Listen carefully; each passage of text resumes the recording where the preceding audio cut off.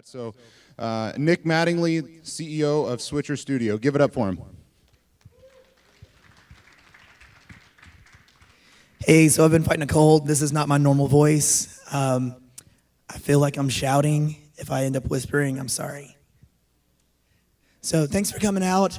One of the hardest things with video is figuring out what to say, where to start, what to do. It's so easy with new platforms like Periscope and Facebook and Instagram to just go live on a whim.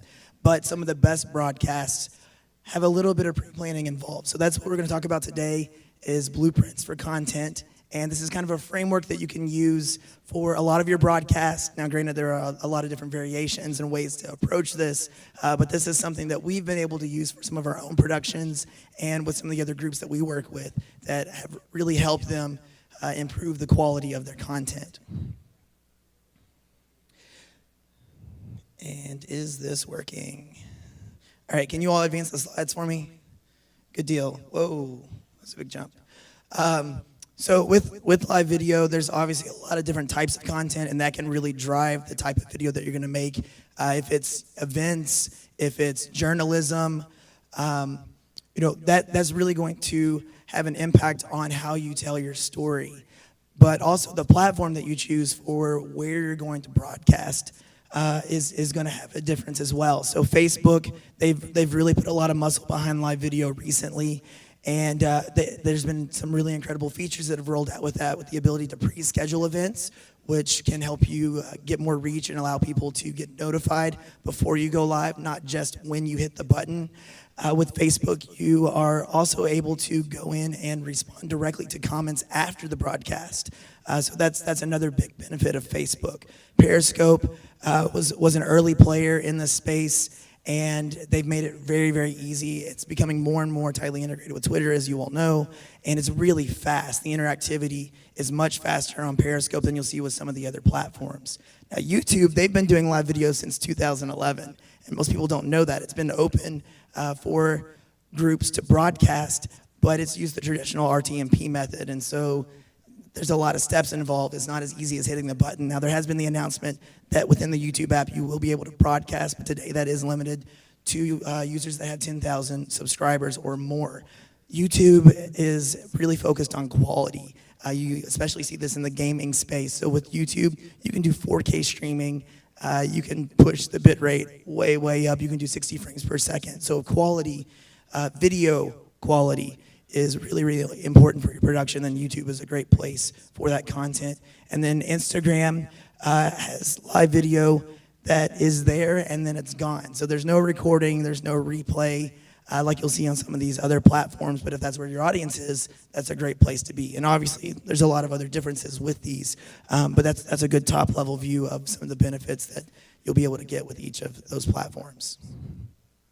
So with live planning, we're going to go into a couple different categories. The first we're going to start with is storyboarding. Before you start, what are you going to say? What is your goal? Every time you hit that button, you should have a plan for what you want to accomplish. Those are going to be some of the better streams that are out there for people to watch. And what do you want to show people? Is it going to be you speaking? Is it a product? Is it an interview with an expert or someone else? That is something that you really need to think about before you go live. And what do you want people to do after the stream? We've heard a lot today about call to actions, branding yourself, pushing people to you or your brand and not just the platform. If there is an action that you want the viewers to take, start with that at the beginning and wrap with it at the end. And it's really going to drive what happens in those streams and broadcasts that you put out there. So before you can start, there's some technical stuff involved. And the easy way to go is with native apps, Facebook, Instagram, Periscope, soon to be YouTube. They've got the easy button. It's never going to be easier than using a native app and hitting the go button. But you'll be limited in what you can do with these types of broadcasts in many cases where it's single camera point and shoot. So if you've got your phone, this is your shot. You can flip between front and rear, but that's kind of where it stops in most cases. If you want to do anything more with your broadcast, there are creator tools like Switcher, OBS, Wirecast, be live. There's a lot of options out there that will allow you to enhance your production, where you can bring in photos or pre-recorded video or lower thirds and start to emulate that TV style experience. Bring in a guest and do an interview. So if you want to do more than just that single camera point and shoot, there are other tools that are available to help kind of up your game. Also, something you have to think about with live video, this affects all of us, is networking. Now, one of the reasons live video has accelerated so quickly over the past few years is because of infrastructure. 4G networks, LTE have gotten much better.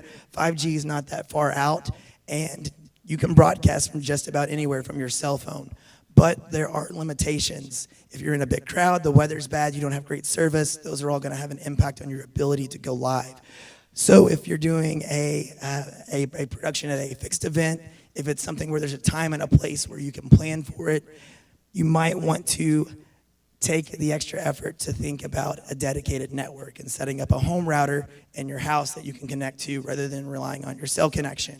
If you're doing video at a big venue, you may want to look at a more pro or advanced networking solution where you can have more coverage. If you're trying to cover an arena or doing an athletic event, you're going to have a lot more flexibility if the infrastructure is already in place. So 4G LTE is what most of us are using. That's one of the things that's made live videos so easy, but depending on the type of production, that's something that you might have to think about before you get started. Can you all hear me okay? Good deal. All right, this is it, and it's been rough. So audio is also really important. If you've got a moving picture, people are going to be happy. But if you have bad video, you're going to lose them really. If you have bad audio, you're going to lose them really quickly. Most broadcasters are going to rely on the built-in microphone by default. A couple things to keep in mind is where you place your hand. You don't want to cover the microphone. Also, proximity. You want to get as close to the person that's speaking as possible. If they're across the room, it's going to sound like they're across the room. You're going to have a lot of background noise. So getting as close as you can to the subject, if you're using that built-in microphone, is going to be really important. If you want to take it a step further, the headphone jack with microphones that come with your device that you use for Skype calls or FaceTime, that's a really good way to get better audio that doesn't cost you anything because it already comes with your device in a lot of cases. But you can also get adapters that allow you to connect audio mixers or traditional microphones. You can get a handheld mic, a shotgun mic. You can get a lav, depending on the type of production. There might be different needs or requirements for audio. So lavs you'll see a lot of times if it's a single host or an interview. A shotgun microphone if you're really mobile and you aren't entirely sure where you're going to be, gives you a lot of flexibility as long as you think about proximity and getting close to the people that are going to be speaking on camera. Handheld is great for a solo host or an interview where you're going to pass the mic back and forth. So another way to take your broadcast up a notch is to include graphics. If you wanted to start with an image of your storefront or your business or a logo, that's going to help establish what you're talking about. If you know who is going to be on the program, if you're planning your broadcast and it's not something that's just done in the moment, if it's not a spontaneous stream and you know who is going to be on camera, you could prepare images or lower thirds to help introduce them and show them during your broadcast. A lot of live streams are really benefiting from the interaction and the comments, and it's okay to do those in real time, but having a segment within your program for Q&A or to lead with a question to kind of drive the conversation forward is a really good way to structure your content. So having a graphic to queue up the Q&A is a good way to help do that. When you're at a live event, you might get a interview with somebody or a celebrity or an influencer that you did a plan on, and you on the fly basically say, oh, this is so-and-so CEO of blah, blah, blah, and their channel, and just like put it on there too with your phone because you don't have the time to go take a nice graphic. Right, some platforms will allow that. To date, most of those tools are limited to desktop applications, which aren't as mobile. There are things that are happening in that's more kind of on-the-fly productions, but being able to do that with the touch screen on your phone, you still got to take a minute to do it. So that's something we're thinking about with our tools and the products that we make for Switcher Studio. There are some other resources available to do that, but in most cases, this type of branding is something that you would prepare in advance for kind of a scheduled event or broadcast. So, and one of the things we've just talked about is scheduling. So that there are streams that are going to be spontaneous, but if there's a time and a place, if you're doing business marketing and you have a stream at 2 o'clock every Friday, you can use the scheduling tools within Facebook to create that broadcast on Wednesday where people can subscribe to it to get notified, where you could do a pre-stream to tease it, where you could give other information leading up to that broadcast to help build your audience in advance and not just rely on the built-in notifications that the platforms provide. So scheduling your broadcast, not just hitting the button when you're ready to go live, can have a big impact on building that audience in advance. Something else to think about on the technical side is, are you going to have a solo production? Are you doing it yourself? You're holding a camera, or you're setting up on a tripod across the room, or do you have an extra hand? Is there someone that can hit the button, that can queue up these assets while the talent focuses on the content, the programming that you're doing? Nothing wrong with either one, but it is something that you need to plan for and think about depending on the production. So, those are things to think about before you start. And that was a lot of things we covered. All you really need is your phone to go live. If you've got an internet connection, that's it. It's easy. But if you put in the effort ahead of time, you're going to see the benefits of that when you go live. During the broadcast, this is where the magic happens. Now, there are a lot of different ways that you can approach this, but we found a series of 6 or 7 steps that if you emulate this throughout different types of content, it really helps with the flow. The first thing that you can do is to introduce the place, the venue yourself, show the audience where you are, set the scene. It's really important. You could start with the camera facing the room, or you can start with the camera facing yourself. If you're the talent, if you're the brand, you probably want to start with yourself. But if you're at a new location, it might make sense to start with where you are so the audience knows what to expect. Next, you want to tell the audience what to expect. Tell them what you're going to tell them. What we do in a lot of our broadcasts is a quick bullet point. If we're storyboarding and planning, we're going to come up with 3 or 4 topics. We're going to bullet point those. We don't have to go into a full script and write out everything that we're going to say, but we know at a high level what it is that we want to cover. And for your audience that's coming in, it's really helpful to kind of set the stage and tell them what you're going to talk about in your broadcast.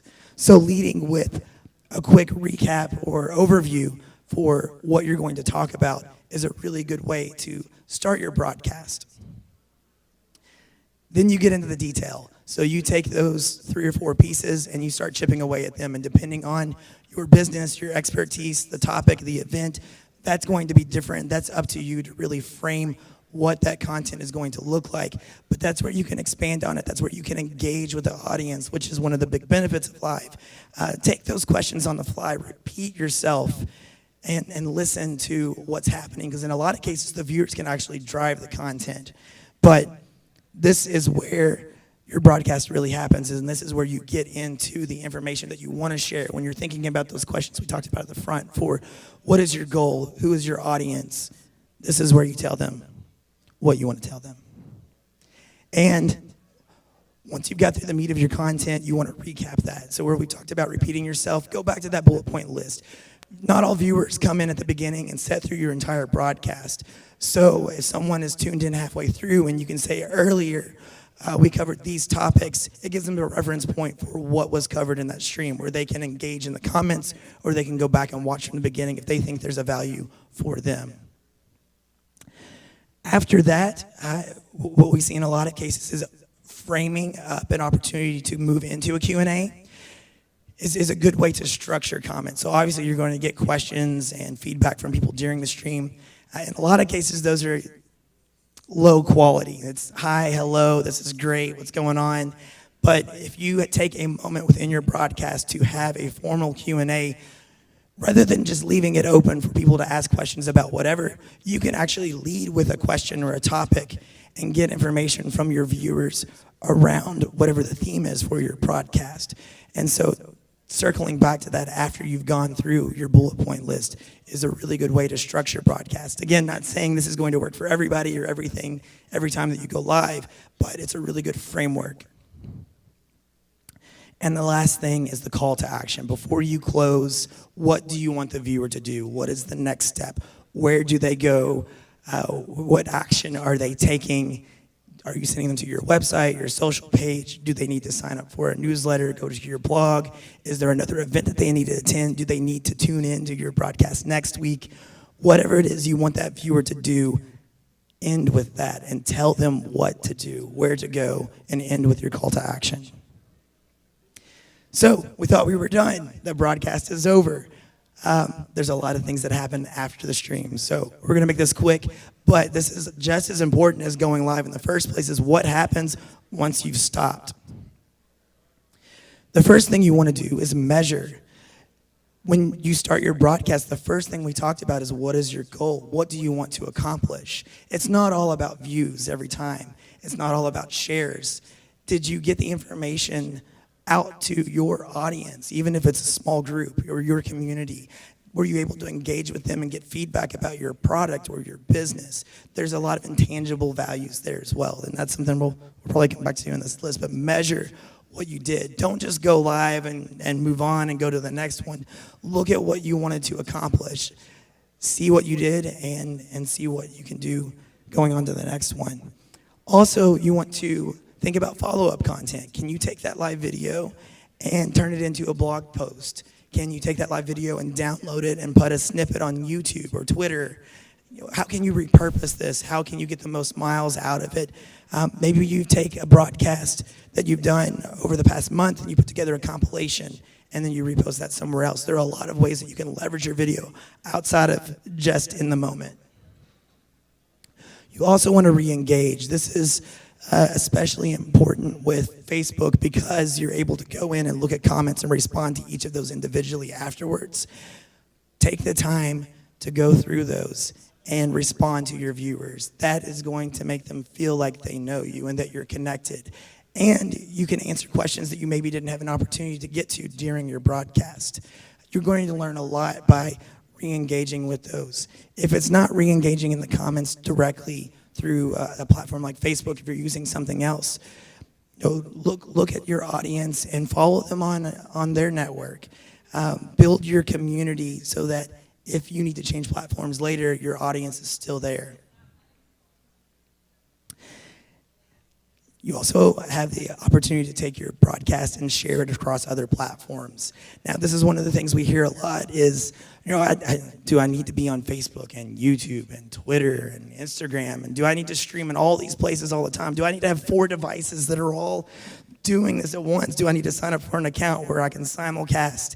You don't have to do it all. Pick the platform that's best for you. Where is your audience already? If you've built a good Facebook following, start there. If you've built a good Instagram following, play with their live video and see how it works. But take that content and repurpose it and share it across your other channels. If you're a business, you probably have a Twitter and a Facebook. Take that content, get the link, and post it out afterwards where people can get back to where it was in the first place. And this last part is really important, is how can you improve? I wanted to use a little Mario and a big Mario, but copyright is something we got to think about, so we got the little box with the mushroom. But how can you make your next broadcast better? How can you engage with your audience ahead of time? How can you grow your audience? How can you get your message across better? Challenge yourself. Your hardest competition is going to be you, and how can you be a better you? Don't worry about what other people are doing. Look at what your goals are, what you're trying to accomplish, and how you can get where you need to be.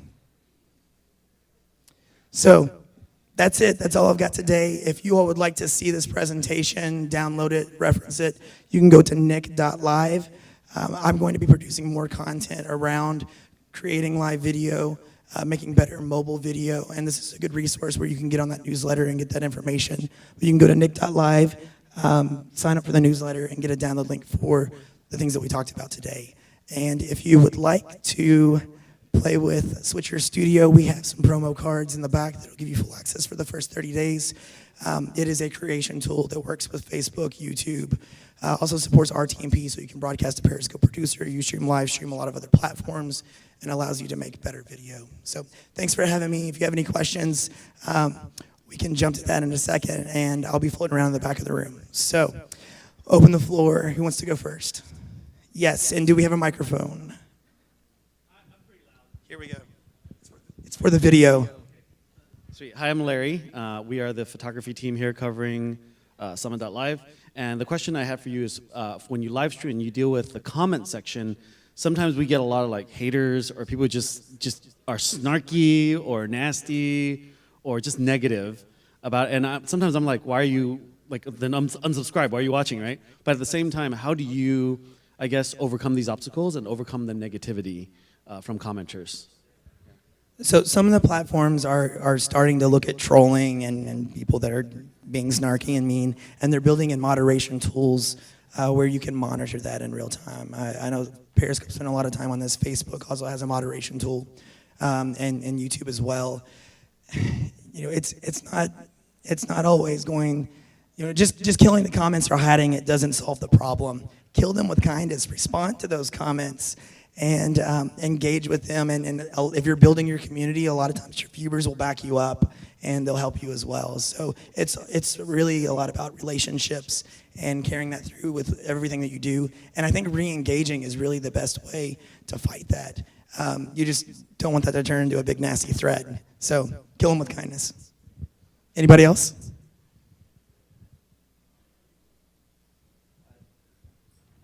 Hi, it's Kevin. Do you have to do all that planning with the 5-step thing? I mean, a lot of the creators here, I've watched Alex Khan, he just gets his live stream as a creator in his bedroom, just, hey guys, Periscopers, what do you want to do today? Let's talk about stuff, and then people give him like 10,000 questions, he answers some for 45 minutes, and then he's done. There was no planning, no preparation, just talking to the fans. I'm going to challenge you on that. So they maybe didn't. He does it. What's the challenge? they maybe didn't spend half a day on this, and this thing doesn't have to take a ton of time. Take 10 minutes to think about what you're going to say, and it's going to have an impact on your content. He didn't just hit the button and go on a fly. He does. He just goes, hey guys, what do you want to talk about? Let's talk about this. He talks about what he did. He talks about what he ate. That's a fair point. So your audience can drive the content, and that's something you really need to lean into. I guess the thing that I'm really trying to frame is if you think about what you're going to do, what your goals are, you're going to get better results.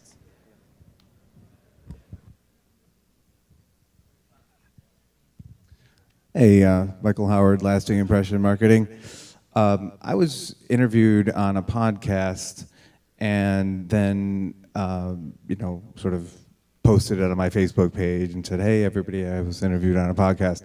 But then I'm like, well, what else should I really do? Because it wasn't my podcast. Like, I wasn't thinking to write a blog. I don't even have a blog. Like, where else should I promote that? Or what would you do? So if you have other social channels, that's a good place to start. There are other platforms that you can use that don't require a hosting account or getting started. Medium is a great way to take a story or a blog and get it out there. And you don't have to set up a WordPress install to get started. If you have something where you want to capture an email address and send something out, you could check out MailChimp. There's a lot of different tools and resources that you can use to build a funnel, to help direct people, to help give them more resources. And I think that's a really important key, is to not just focus on the content and the going live, but how can you leverage that in other ways?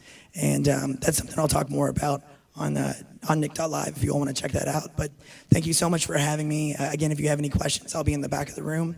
And Mark, we'll let you take it away. Oh, here we go. That was awesome. Let's give him another.